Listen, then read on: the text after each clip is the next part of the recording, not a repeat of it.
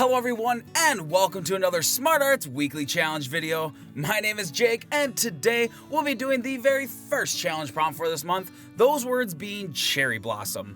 Now I think cherry blossoms are absolutely beautiful, so I can't wait to get into this painting.